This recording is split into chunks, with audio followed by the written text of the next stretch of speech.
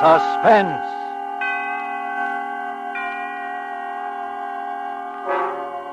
Tonight, Roma Wines bring you the remarkable young actress whose performance you have admired in the Warner Brothers production, The Corn is Green. Miss Joan Loring as star of A Man in the House, a suspense play produced, edited, and directed for Roma Wines by William Spear.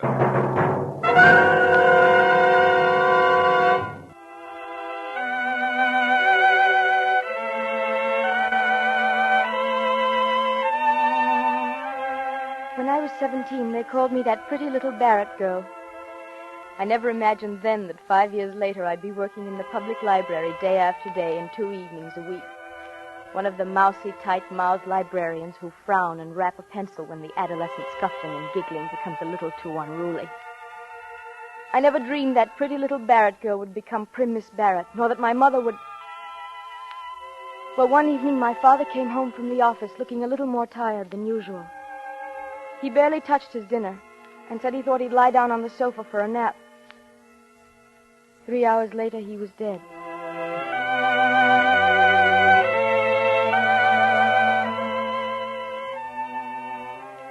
From that day, Mother was a changed woman, and our house was a changed house. She became suspicious and bitter and solitary. After a time, people stopped coming to visit, and Ted Roper learned not to call for me. I suppose I should have rebelled, but I was never a rebellious spirit, and I knew Dad would have expected me to stand by her. And so in a year or two, things had completely changed for me. I was working at the library, stamping cards and checking books, and rapping on the desk when the giggling became too loud in the corner.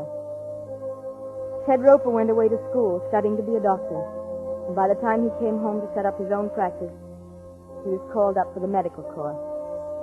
I'd get postcards from him from time to time, and meanwhile I worked at the library and came home and cared for Mother, because her health had grown progressively worse. Now she was in a wheelchair and always in pain, although she'd never consent to see a doctor.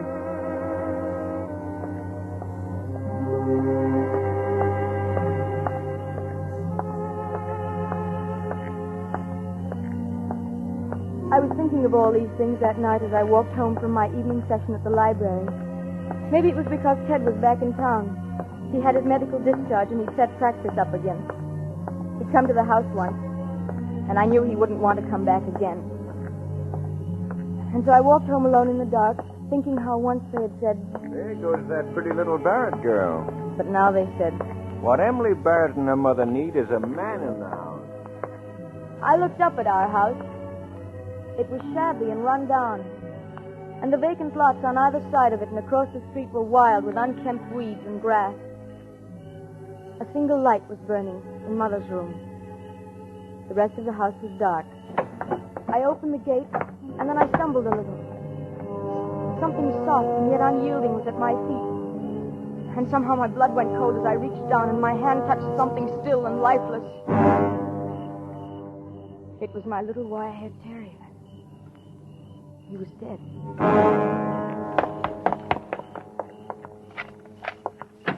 Mother, poor Rover, he's... Mother, what is it? Oh, Emily. Close the door. Who are you? Not a sound out of you. Close the door. Who are you? What are you doing Don't here? turn on the light. Just stay where you are. Mother, are you all right? I haven't harmed her yet, and I won't harm you if you do what I tell you. But if you annoy me, as Rover annoyed me outside... You did call him Rover, didn't you, Miss Barrett? What are you doing in our house? I'm your guest, Miss Barrett. I trust your hospitality will measure up to the standards I set for you. May I turn on the light? No, don't move. I'll do it. Oh, you find my hand cold on your arm. I didn't expect it. And the light switch is to your left, isn't it? Yes. Mm-hmm. I misjudged a little. That's why I touched you. It might have been better to have stayed in the dark, you see. He was ugly. His face was horribly scarred. The entire left side of it was drawn out of shape by the rigid, livid skin. The scar tissue seemed to distort his features into something evil and unclean. I'm not the most handsome guest you've ever had, am I? Emily. Oh, Mother, don't cry. I'm here now. Don't cry. I'm frightened. I'm so frightened. You'll only work yourself up by crying. Try not to, dear. It'd be advisable for her to stop whining. It annoys me. Please, Mother, please, dear. And Rover annoyed me, you know. What are we going to do, Emily? Why has he come here? I'm your guest, madam. If it's money you want, I've we don't told you I'm your guest. I seek food and shelter as befits a guest. And you mustn't make one feel unwelcome. He's mad, Emily. He's a You madman. mustn't say that, madam. He killed the dog, and then he sneaked into the house. He's been through every room. He has your father's revolver, and he wouldn't turn on the lights except the one in my room. Mother. He made me wait here in the dark for you. Oh, Emily. Emily, I feel sick. Oh, stop that whining. It annoys me. Don't you hurt me. Don't you dare. Mother, please, please, You dear. annoy me, madam. I suggest you retire for the night. Emily, no, I couldn't. I couldn't sleep. Will you be good enough to take your mother into her bedroom, Miss Barrett? What are you going to do? I've told you. I'm your guest. Well, Miss Barrett. Come along, Mother. Let me wheel you into your room. Oh, I don't want to, Emily. I don't want Mother. to. Your conveyance needs oiling, madam. Don't speak to me. Don't talk to me. Oh, by the way, Miss Barrett, Yes? don't trouble to close the door. And don't attempt to talk secretly with one another. I find it a very annoying habit. Emily, he's mad. He's insane. I don't know what I've ever done if this should happen to me. Try to be calm, Mother. Let me help now. Lie down on the bed, why don't you, dear? Try to relax. Oh, I couldn't. But if you could get some rest, you'd feel so much better. I'm not getting out of this wheelchair. If you could let yourself sleep, Mother. No, I tell you I can't, Emily. If you just take your pills... What was that? What did you say? Answer me. My mother ordinarily takes sleeping pills for her insomnia. Not tonight, Emily. I won't take them tonight. I couldn't. I think you will, madam. No, I won't. You can't make me. Is that her bottle on the bedside table there? Yes, Mm-hmm. I'm not going to take How them. many does she take? 2. I won't do it. Here. Go on, give them to her.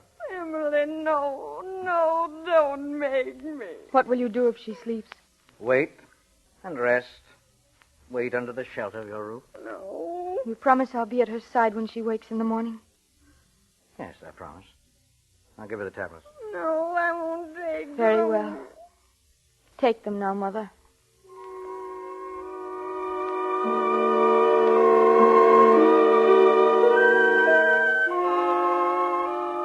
Mother swallowed the sleeping tablets with difficulty, her eyes wide with fear, unable to look away from that scarred, awful face.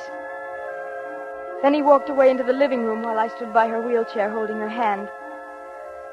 After eternities, her eyelids drooped and closed over the frightened eyes. Her face relaxed. She was asleep. I made her as comfortable as possible in the wheelchair, put a blanket over her. Turn off the light and come out here. Did you hear me? Yes.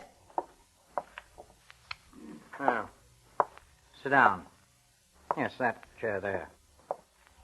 How do you spend your evenings, Miss Barrett? You read? No, not often. I get enough of books at work. Why did you break really? into our... What do you do for a livelihood? I'm a librarian. Why did you choose don't our... usually stay up late, do you? No, I don't. In that case, then, we'll turn off the light. You're rather isolated at this end of the street, but someone might wonder why lights are burning in the Barrett house at this hour.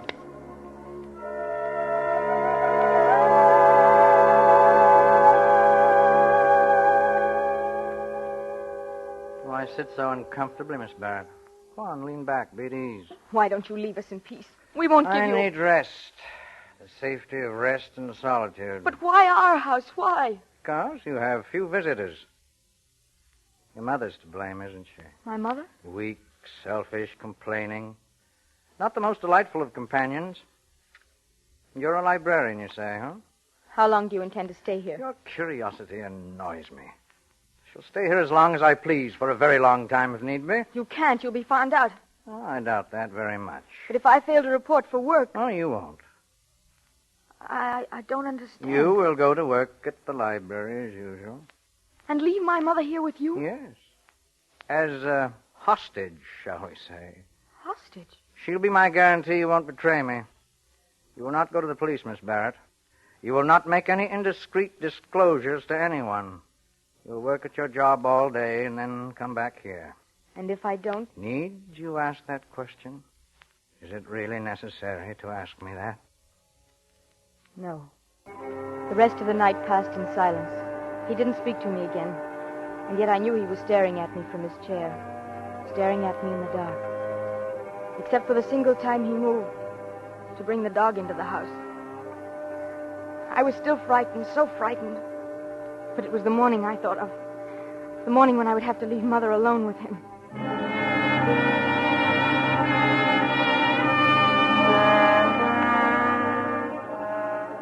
We ate breakfast together, the three of us silent at the table. His face was uglier than ever in the morning light. He had watched me prepare breakfast with wary eyes. Now he wolfed his food down as though he hadn't eaten in some time.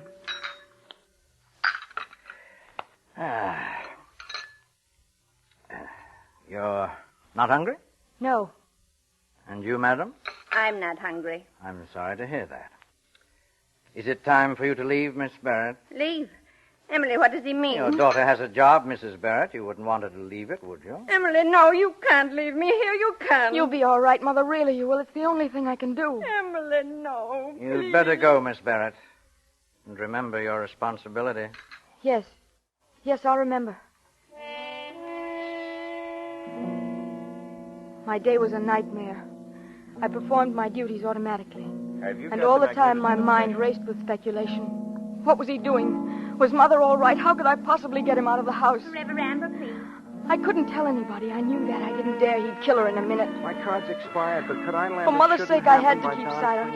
I had to. And meanwhile, stamp books.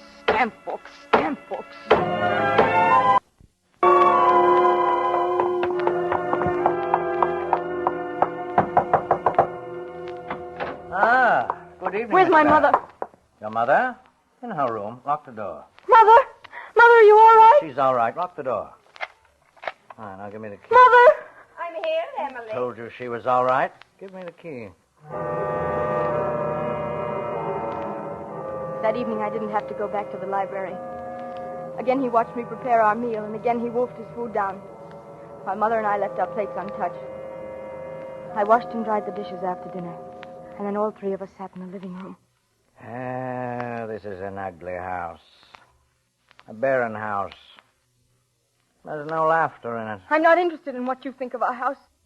Well, you should be. You're still young. Your life is being ruined by this selfish woman. How dare you? I'm sick. I'm not well. It's wicked of you to come into my house this way and say such things. He's evil, Emily. He burned the dog in the furnace. And you're evil, too, madam. You're a selfish parasite. The world would be better rid of you. Now go into your room. No, I don't care what you do to me. We have no money. We haven't anything you could want. Get out of my room. Take her into her room, Miss Barrett, please. Come along, Mother. Please don't excite yourself. You won't make things any easier this way. It's time she slept, Miss Barrett. I don't want to. I don't want to sleep. I'm so afraid. You're stubborn and weak and useless. You're a blood-sucking parasite. Give her her pills, Miss Barrett. It's time she slept.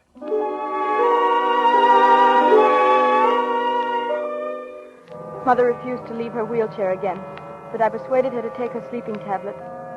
And after she'd fallen asleep, I returned to the living room. He sat in a chair where he could watch the door and windows. One side of his face was twitching, a nervous tic he couldn't control. You have permitted your mother to ruin your life. That isn't true. Of course it's true, I know. I've seen it happen before. I know all about it. I've been trapped just as you're trapped now by your mother. I won't stand for you talking like that. I know about women, domineering women.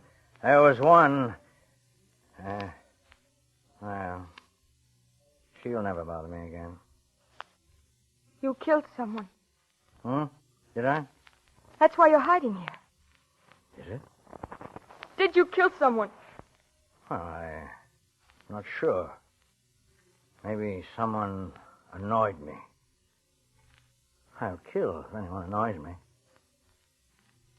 Don't annoy me, Miss Barrett. Tell your mother not to annoy me.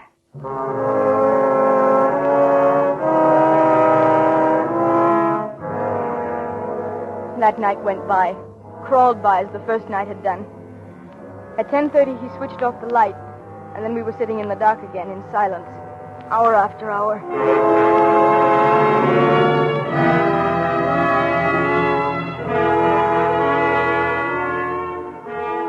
When morning came, I was wretched and haggard, but I knew I had to do as he said, leave the house again. I had no other choice.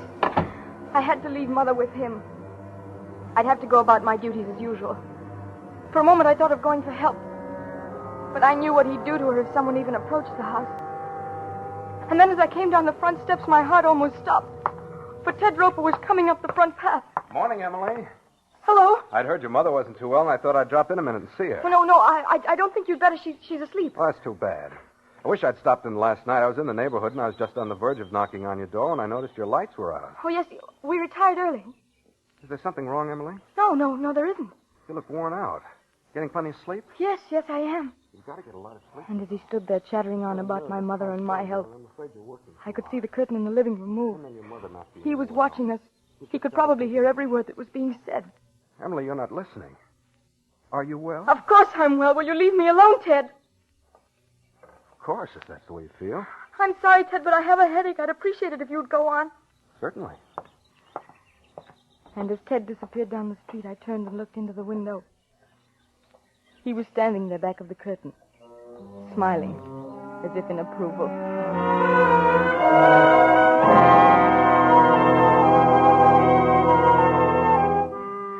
I don't know how I managed to get through that afternoon, but I did. And then I went home again, and they were there. When I'd seen that Mother was all right, I cooked dinner, and he tried to keep up a conversation. We, had visitors today, didn't we, Mrs. Barrett? Milkman, mailman. No letters, however, just a magazine. And we had an interesting talk, didn't we, Mrs. Barrett? About mothers and daughters, you know. I looked at Mother across the table. The panic in her eyes had given way to another emotion. One hard to name at first. And then I realized it was resignation. As though she were resigned to her fear. Her face was peaceful, strangely serene, and she looked more beautiful than I'd ever remembered seeing her.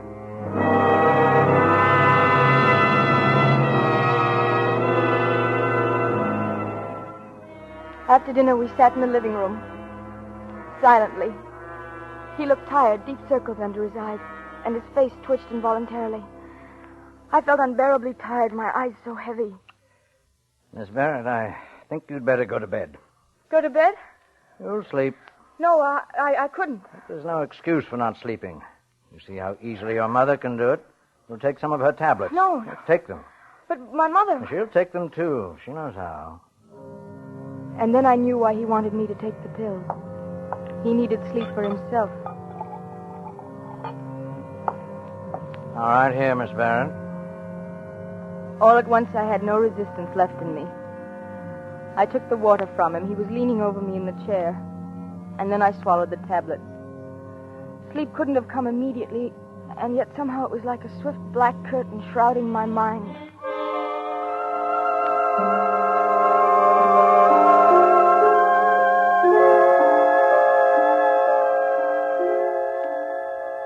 When I awoke, he was still asleep in the chair facing the door and the windows. But the moment I moved... Good morning. Where's my mother? In her room, of course. Mother was still sleeping in her wheelchair. But something was wrong. She looked so strange. Something was radically wrong. She was ill. My first impulse was to cry out, to run to him and plead with him to help me. But I knew that was useless. I turned around, knowing that I shouldn't leave her, and yet I was powerless to help her. It's late. I won't have time to make breakfast this morning. Yes, we seem to have overslept, didn't we? I'll have to go now. The key, please unlock the door. Mother's still sleeping. Please don't disturb her. That still depends on you, Miss Barrett. Have you forgotten?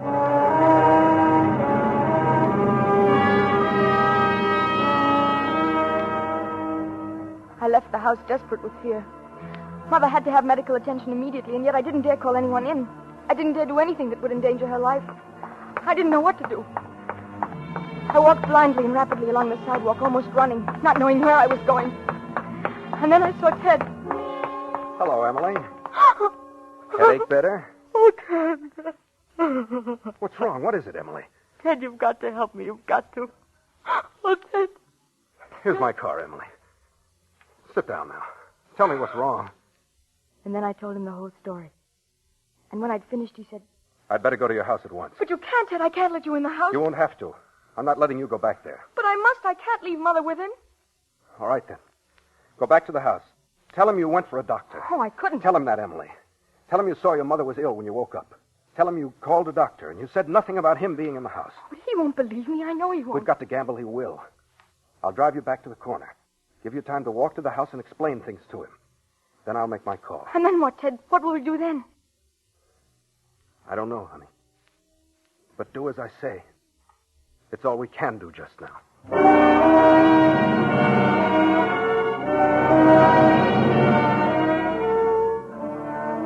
When I faced him again in the house, I knew I'd blundered. I should never have taken a chance. I shouldn't have left Mother in the first place. What are you doing back here? Why aren't you at the library? I didn't go to the library. Huh? My mother's sick. I called for a doctor. What? I phoned for a doctor. He'll be here soon. You told him about me? Oh, no, I didn't. You're lying. You're lying about your mother. You tricked me. My mother's ill, I tell you. She was sick when I looked at her this morning. You must believe that. We'll find out. Come on, in the bedroom. Oh, wait, the doctor's here. Huh? You see, he's coming up the walk. Don't let him in. Tell him to go away. I can't do that, not after calling him. He'll know something's wrong. Then he'll call the police, won't he? That's exactly what I warned you not to do, isn't it? My mother's sick. That's all that matters. All right. Let him in. Oh. I'll wheel your mother into the living room. I'll be behind the curtains. Keep that in mind. If you try any tricks, I'll kill her. No, I have your father's revolver, you know. I don't care what happens to me. I'll kill her first. No. Go on. Let him in. I'll be ready for him.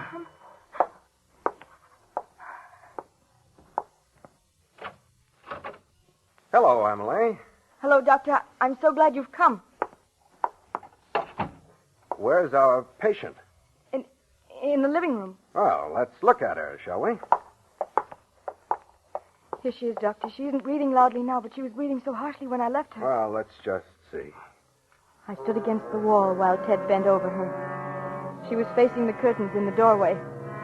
And behind those curtains, behind them, I scarcely breathed, praying Ted wouldn't do anything to arouse suspicions, praying against hope, and then...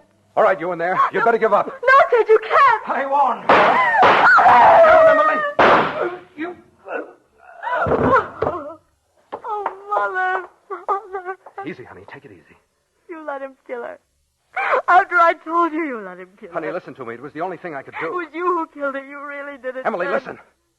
Look at this bottle of sleeping tablets in her lap, almost half empty. And she's cold. Cyanosis, blue lips and skin. She took an overdose of sleeping tablets.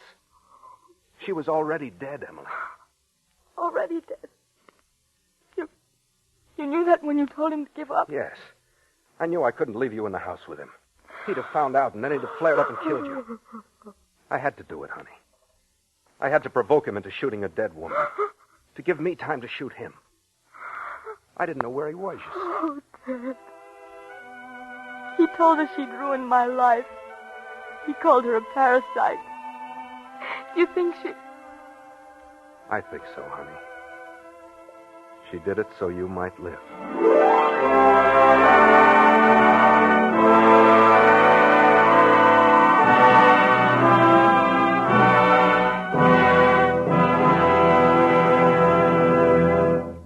Roma Wines have brought you A Man in the House, starring Joan Loring as Emily and Joseph Kearns as the man, in tonight's study in...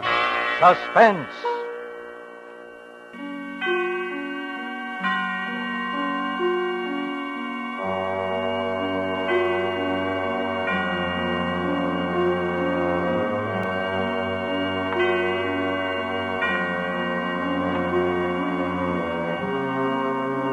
This is CBS, the Columbia Broadcasting System.